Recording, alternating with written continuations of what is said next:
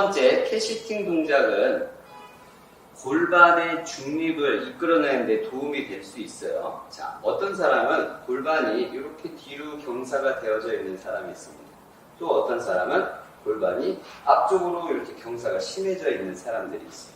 자, 이 문제로 인해서 척추가 골반이 중립이 되지 않으면 그 위에 올라가져 있는 척추가 앞쪽으로 기울거나 뒤쪽으로 기울어지는 형태가 되기 때문에 그 위에 올라가 있는 구조가 변형이 생기기가 쉽습니다. 그래서 서 있는 상태, 앉아 있는 상태, 골반의 중립을 할 수 있느냐 없느냐는 굉장히 중요하다고 볼 수 있겠죠. 자, 우선 지금 보는 이 캐시팅 동작에서도 척추가 구부러지고 몸이 앞쪽으로 나가면서 요추와 골반 사이에 구부러지는 동작 만들어줄 수 있고요. 다시 천천히 돌아오면서 골반이 약간 포스테리어 틸트 되는 동작을 유도하고 다시 앞쪽으로 기울어졌을 때 골반이 안테리어 틸트 되는 동작을 유발할 수가 있습니다.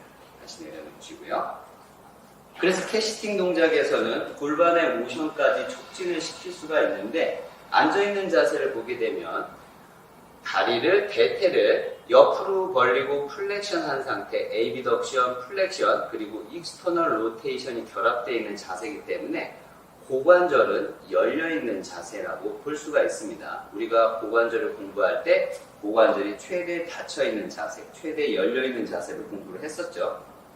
그래서 고관절이 충분히 열려있기 때문에 대퇴뼈 위에서 골반이 움직일 때 고관절이 제한하는 형태는 없을 겁니다.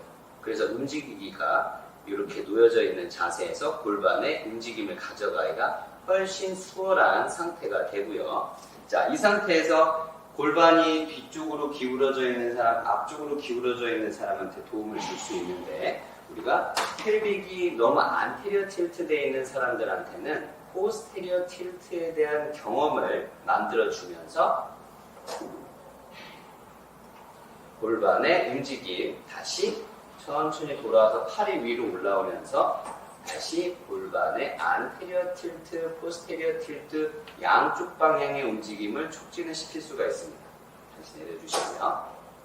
자, 골반의 중립이라는 건 이렇게 보시면 돼요.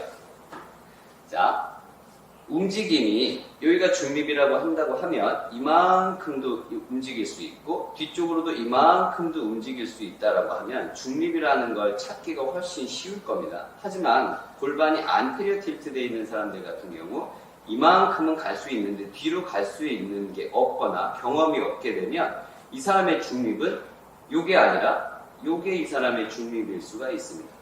포스테리어 틸트도 반대겠죠. 너무 포스테리어 틸트 되어 있는 사람은 뒤로는 많이 갈 수 있는데 앞으로는 가는 경험이 적기 때문에 이 사람의 중립은 항상 이 위치에서 있기 때문에 포스테리어 틸트가 유발된 상태가 유지가 되겠죠.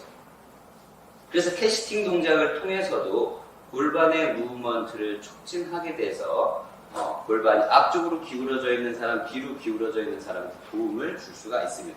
하지만 여기에서 동작을 조금 달리 해보면 더 도움 줄 수 있는 게 나올 겁니다. 자, 우선 골반이 포스테리어 틸트가 되어 있는 사람들 같은 경우에 캐시팅 동작에서 앞으로 쭉 숙여진 상태로 넘어가게 되면 이 끝자세에서 골반의 안테리어 틸트를 유도하기에는 쉽지 않습니다. 그래서 만약에 우리가 척추의 움직임이 아니라 골반의 움직임을 더 촉진시키기 위해서는 발을 내린 상태에서 척추가 숙여지고 앞으로 가다가 여기에서 더 밑으로 내려가면 안 되고요. 여기에서 오히려 이제 반대로 골반, 요추, 흉추, 경추, 그래서 이런 익스텐션 모션을 만들어주게 되면 전체 척추가 익스텐션이 되면서 골반까지 안테리어 틸트를 경험할 수 있는 자세가 됩니다.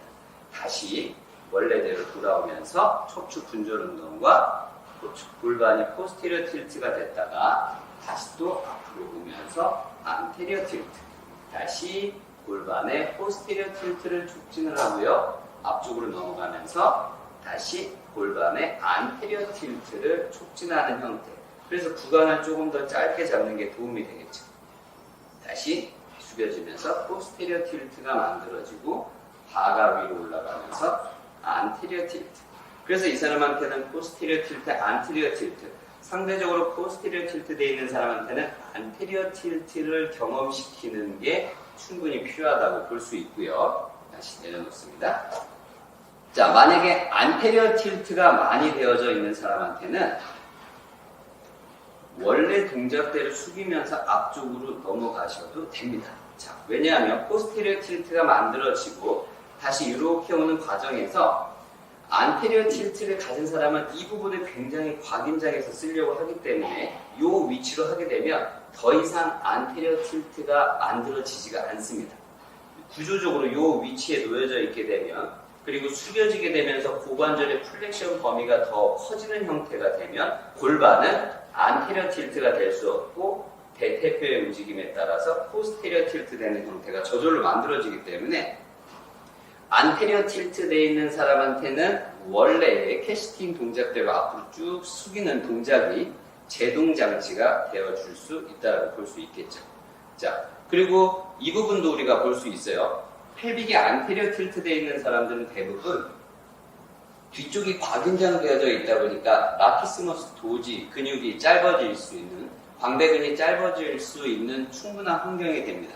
그래서 팔을 올리는 과정에서 광배근이 더 신장되어져야 되는데 신장되지 않기 때문에 골반이 더 안테리어 틸트, 광배근은 장골 능 쪽에 갖다 붙기 때문에 광배근이 안 늘어나게 되면 장골능을 위쪽으로 더 끌어올리는 형태가 되니까 팔을 올리는 동작에서 더 저절로 펠빅의 안테리어 틸트가 유발될 수밖에 없습니다.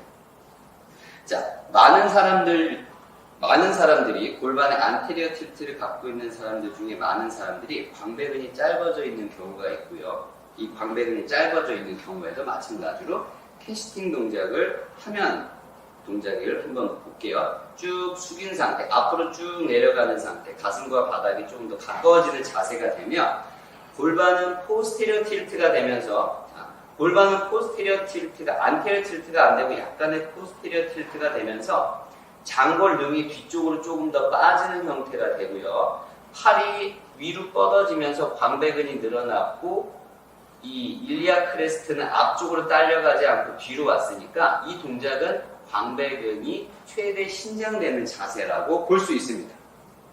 다시 원래대로 돌아오시고요. 그래서 캐스팅 동작, 원래의 동작대로 하게 되면 펠빅의 안테리어 틸트를 갖고 있는 사람한테 도움이 되고요. 골반의 모션에 제동장치를 걸어줄 수 있고 그 다음에 많은 사람들이 짧아져 있는 이 광배근을 최대 신장시키는 범위에서 운동을 시킬 수가 있습니다.